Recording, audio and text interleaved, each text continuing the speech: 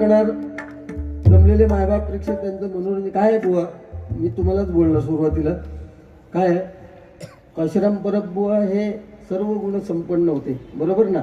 त्यांचे डबल वाऱ्या मी सुद्धा समोरून अगदी ऐकलेल्या आहेत. आणि रवी कदम बुवांमुळे मी तर त्यांना एकदा कट्ट्यावर जाऊन म्हणजे भेटलेलो, मला भेटायला नेलं होतं. आणि त्यावेळेस मी डबल वारी करी 12च्या, कारण 2001 पासून मी 12 करतो. तेव्हा काशीराम बुवांनी रवी बुवांचं समोर सांगितलेलं की मला तुझ्याशी एकदा डबल वारी करायची आहे. आणि त्याच वर्षी ते निधन झाले. म्हणजे हे प्रत्येकाचे नशिबाचे. किंबहुना भांडुपला सुद्धा त्यांच्या मंडळाचा जो कार्यक्रम चालतो तिथे पण मी त्यांच्या ह्या पुण्यतिथीच्या वेळेस कार्यक्रम केला होता. आणि त्यावेळेस त्यांची चिरंजीव सुद्धा ते तिथे हजर होते. त्यामुळे काय आहे, जमलेले हा डबलवारीचा सामना आहे. मी त्याच्यातलो नाही, मी त्याच्यातलो नाही. मग तुम्ही फक्त काय आपण गाणं म्हणतो मी तसं म्हणून जाणार का इथे, असं नाही उपयोगाचं ना. सुरुवात तुम्ही केली, ठीक आहे, आम्हाला बोलू नका ना, पण आपण लेखी बोले सुने लागे असं आपण करू शकतो. आता हे बुवा आमच्याशी खूप वर्षांनी येलेत, पण का एवढे वर्ष कुठे होते, कुर्ली कशी वेळात सुरू, म्हणजे यंदा गावलेली साधारण गावात, पण मधीतून आपण म्हणतो पुढच्या मिरगात गेलो, अरे मागा एक खपलाट गावला, म्हणजे त्या बिळात 4 वर्षाला पण होता, त्या बाहेर येईल आता खपलाट ह्या अरे तरुण बुवा आहे. मग ह्या मधल्या काळात खरी गायब होतो, कारण लोकांना कुठली चालत नाही, लक्षात घ्या. मी बुवा आहे, मी बुवा म्हणून जर डबल बारी केलंय. आता असे कित्येक बुवा आहेत ना ज्यांची सामाना खोटी एक लागली आहे, त्याच्यापैकी हो काय मला माहिती नाही. आज चान्स मिळालाय, आज त्याने बोलूच असं माझं म्हणणं की जेणेकरून परत प्रकाश. आणि गुंडू सावंत बोलल्याशिवाय माणूस प्रकाश होतात येत नाही, हे तुका महाजन सांगते, लक्षात घे. तू आज माझ्याशी बोल. 12 वर्षापूर्वी जसं बोललेलं ना, 10-12 वर्षापूर्वी भारी होती, लय भारी बोललेलो माका. ते सगळे त्याचे बांबाड्यात बारी होती, सगळे त्याचे होते. आणि हो जो असो हाताकडे जावं ना, म्हणजे खाली काय नाही, तसं डायरेक्ट वरती होतो टॉपला. आणि तिथपासून जो गायब झालो खोय, तो आज ह्यो रवी आणि भाई राणे यांनी आज माझ्यासमोर आणलेलो. भाई राणे ह्याच्यात हुशार माणूस आहे. सुरुवात माझी होती खरं तर, बरोबर ना. तुम्ही सांगितलं की तुम्ही करणार, आता मधलो मी असे. उद्देश काही नाहीये त्यांचं, माझं काय वाईट नाही. माझे अतिशय जवळचे मित्र आहेत, ते माझ्या घराकडे येऊन त्यांना मी काही गोष्टी दाखवलेल्या पण आहेत. माझ्या घराकडे तुम्ही हे होते का माहिती नाही, पण एक कोणतरी भाऊ होता तुझा, म्हणजे एवढे आमचे जवळचे मित्र आहेत. माझे काय वाईट नाही, अतिशय गोड भजन आहे त्यांचं. बोलायला अशासाठी पाहिजे की बाबा 4 लोक थांबलेत, ते थांबावेत. थंडीत सुद्धा, थंडी सुद्धा त्यांना जाणवू नये, हो उद्देश आहे. बाकी काय उद्देश बोलायचा काय नाही. माझे काय 2-4 पैसे ते तो देणेकरी नाही, किंवा मी त्याचं देणेकरी नाही, यांचा तो विषयच नाही. तुम्ही एक काम करा, फक्त असावा सुंदर चॉकलेटचा बंगला असं करून आपण की काय आपले रवी बोन दिले म्हणून वाटत लागला तरी काय नाही. तुम्ही आमचं काय त्याची काय ताका यायचं नाही, भांडा कुंडला मी नाही, मी मग हे बोलणार उपयोग नाही. आम्ही उगीत नाही टिकातो, एवढं पण बोलू नये, बरोबर आहे ना. रिस्पेक्ट देता, रिस्पेक्ट मान्य आहे. तुम्ही दिलेला रिस्पेक्ट खूप छान आहे.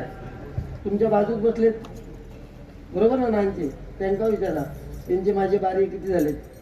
हे वारकरी संप्रदायाचे आहेत.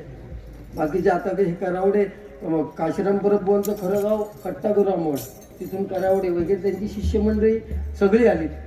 उद्देश हाच आहे, मी परत सांगतोय. मी बोललो का तर जेणेकरून रंगत भजनाची वाढावी या उद्देशाने.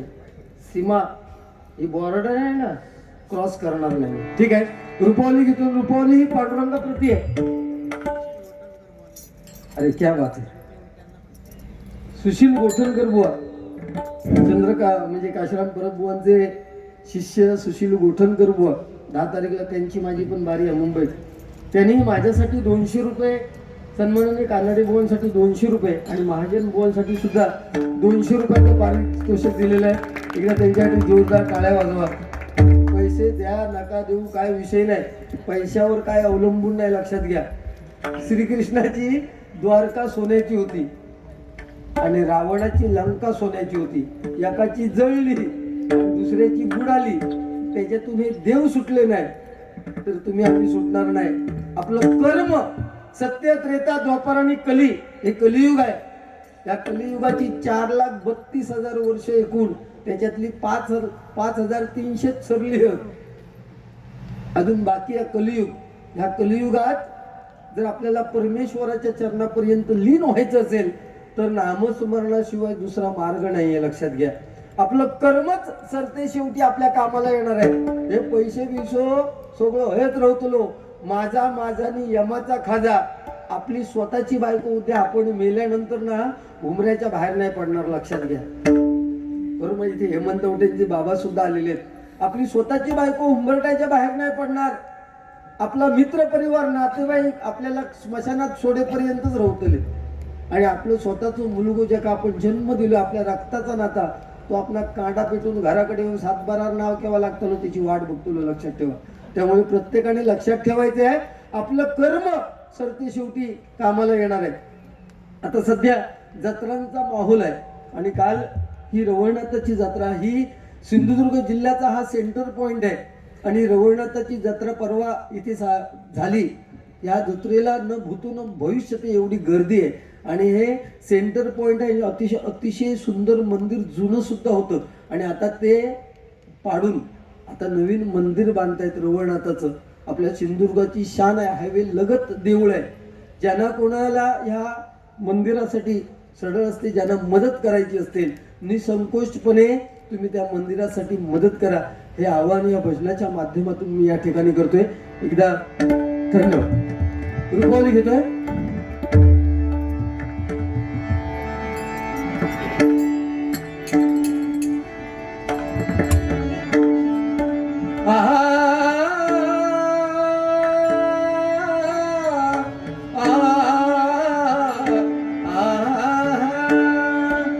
देखोनिया देखोनिया देखोनिया देखोनिया देखोनिया देखोनिया देखोनिया तुझ्या रूपाचा